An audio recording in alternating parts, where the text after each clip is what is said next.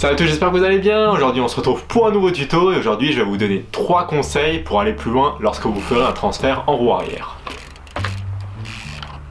On va rentrer tout de suite dans le vif du sujet. Pour pouvoir appliquer ces 3 conseils, il faudra déjà savoir faire un cavalier. Un cavalier c'est quoi? C'est le fait de rebondir sur la roue arrière, pouvoir se placer approximativement à un endroit. Si vous ne savez pas encore faire de cavalier, je vous mets le lien du tuto cavalier dans la description juste en dessous, vous pouvez aller checker. Une fois que vous aurez checké le tuto, que vous saurez faire un cavalier, que vous saurez rester sur la roue arrière comme jamais, on va pouvoir passer au transfert.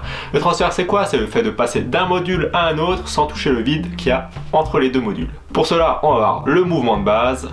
Alors pour faire un transfert sur la roue arrière, on va se mettre face au vide. On va se mettre sur la roue arrière, faire des petits bonds pour approcher le plus possible du bord et ensuite on va envoyer. Pour cela, je vais bloquer le frein arrière et préparer une impulsion. Je vais plier les jambes, mettre mon corps plutôt vers l'arrière pour pouvoir avoir un maximum d'amplitude. Lors de cette étape, je vais baisser ma roue avant, ça va me permettre d'avoir plus d'amplitude et de pouvoir donner un plus gros coup de pédale pour envoyer encore plus loin. Je vais ensuite lâcher le frein, donner un gros coup de pédale, donner un coup de bassin vers l'avant tout en tendant mon corps. Là, ça va faire décoller mon vélo. Lorsque je serai en l'air, le vélo va se cabrer. Là, c'était tout l'intérêt d'avoir la roue avant assez basse pour pouvoir basculer le vélo en l'air et ainsi gagner de la longueur.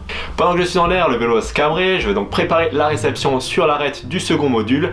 Pour cela, je vais garder les jambes tendues. Lorsque la roue arrière touche le second module, je vais plier les jambes pour pouvoir amortir l'impact et je vais pousser sur les bras pour pouvoir basculer mon vélo vers l'avant et rester ainsi sur le second module.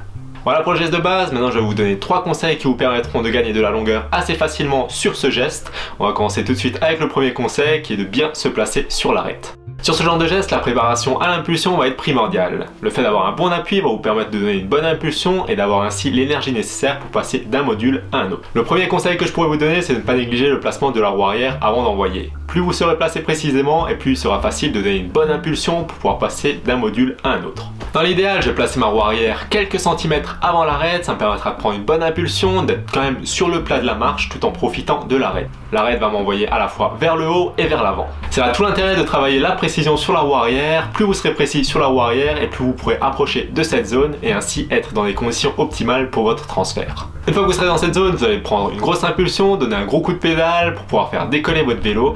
Vous allez être en l'air et c'est là qu'intervient mon deuxième conseil. Conseil numéro 2, plier les jambes pour gagner de la hauteur.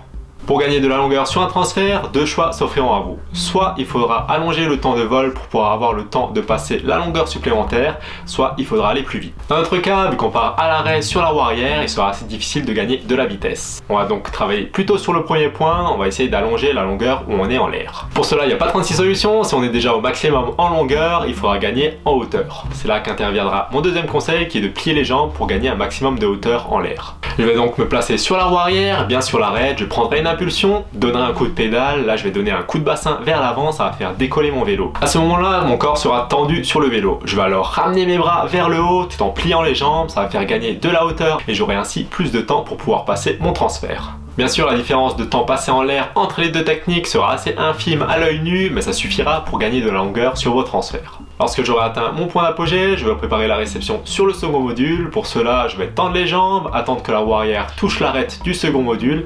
À ce moment-là, je vais amortir avec les jambes en les pliant tout en poussant sur les bras pour pouvoir faire basculer mon vélo sur le second module. Voilà pour ce second conseil. Maintenant on va passer au troisième point qui m'a aussi fait pas mal progresser sur mes transferts, qui va être conseil numéro 3, prendre de l'angle. Troisième conseil que j'aurai à vous donner aujourd'hui pour progresser facilement sur vos transferts, c'est de vous placer légèrement de travers. Je vous conseillerais donc de vous placer légèrement de travers lorsque vous vous placez sur la roue arrière, du côté du pied d'appel. Moi personnellement je penche d'environ 45 degrés par rapport à la ligne droite qui sépare les deux modules. Le fait de me mettre légèrement de travers avant d'envoyer le transfert va me permettre de gagner un peu de longueur, car en plus de pousser mon vélo d'arrière en avant pour passer le transfert, je pourrais passer mon vélo en dessous de moi et le décaler de la droite vers la gauche et ainsi gagner quelques centimètres. Je vais donc arriver face à mon transfert, je vais me mettre sur la roue arrière, bien me placer sur l'arête comme on a vu précédemment, tout en étant légèrement tourné vers le côté droit.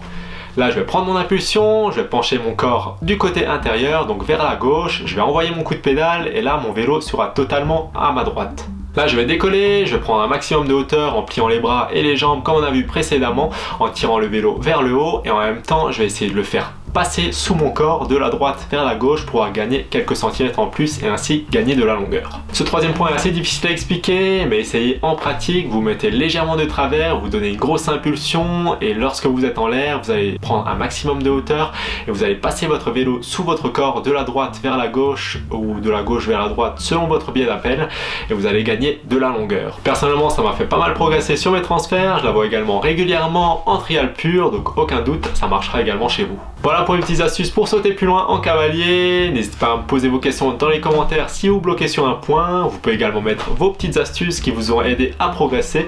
Ça en aidera peut-être d'autres. J'espère que cette vidéo vous aura plu. Vous pouvez mettre un like si c'est le cas, vous abonner sur la chaîne et on se retrouve bientôt pour une prochaine vidéo. Allez, salut!